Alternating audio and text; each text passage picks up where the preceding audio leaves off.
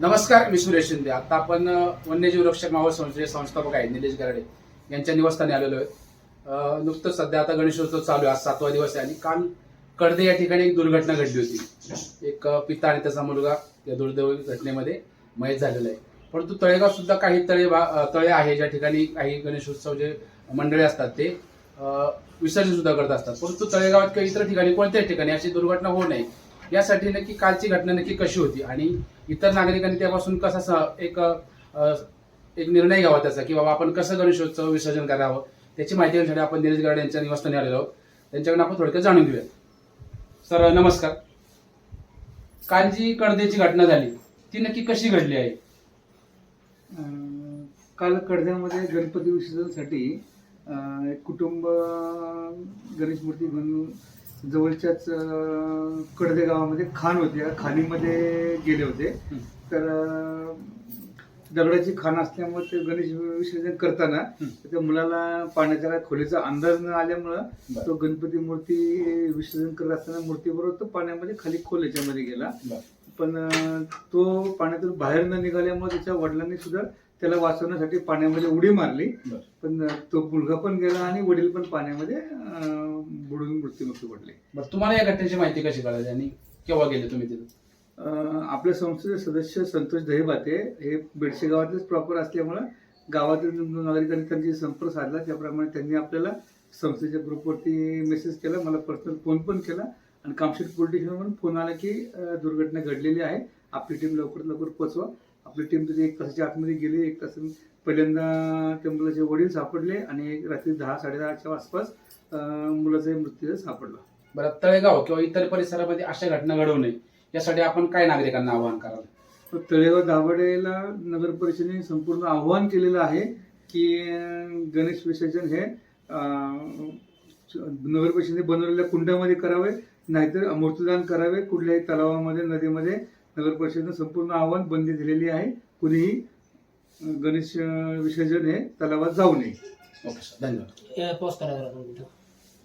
मला अजून एक प्रश्न आहे की काल जो आपण मृतदेह बाहेर जे काढले त्या ठिकाणी आपल्याला काय काय अडचणी आल्या आणि आपण ते कशा प्रकारे रेस्क्यू केले? काल आम्हाला 6च्या आसपास बुडाल्याची माहिती प्राथमिकता आम्हाला कळली. आम्हाला तो जायला 8 वाजले. आमच्या आधी काही टीम मेंबर आपले संस्थेचे सदस्य 7 वाजेपर्यंत स्पॉटवर पोहोचले होते. पण त्या ठिकाणी पाणी जास्त होतं, लोकांना खोलीचा अंदाज माहिती नव्हता कारण की दगडाची खाण तिथं पाडली गेली होती. काही ठिकाणी खाण असल्यामुळे काही भाग खोल काही भाग उंच होता.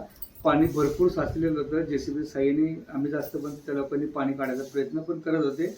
पण खोलीचा अंदाज आणि पुढलं हे ठिकाण परफेक्ट कोणाला माहित नव्हतं. अंधार पण असेल, अंधार भरपूर झालेला होता आणि स्थानिकांनी एवढी गर्दी केली होती की प्रत्येक जण आपापलं वेगवेगळं मत सांगत होता की ज्या ठिकाणी झालं. एक म्हणलं मी साडी फेकली, एक म्हणलं मी इथंच बुडलं, एक म्हणतो तिकडे बुडलं.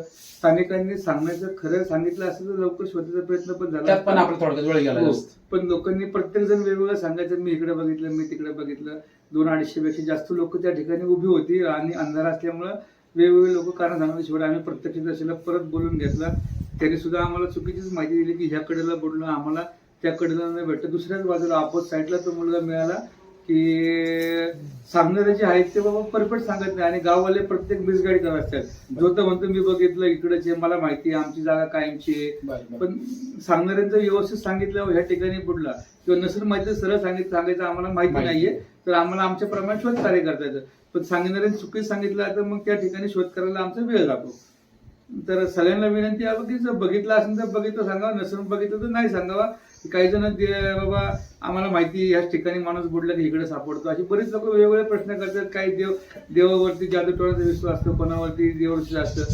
प्रत्येक जण वेगवेगळं मत सांगतो. कोण म्हणतं आम्हाला ब्राह्मणाने सांगितलं की ह्या दगडा ठिकाणी, कोण म्हणतं ह्या झाडाला अडकलेला असेल तिथे शोधा. त्यामुळे वेगवेगळे लोक वेगवेगळं सांगत असतात आम्हाला. पण जेव्हा ज्यांनी खरंच बघितलं की ह्या ठिकाणी बुडला तर सांगावं, नसेल बघितलं नाही सांगावं.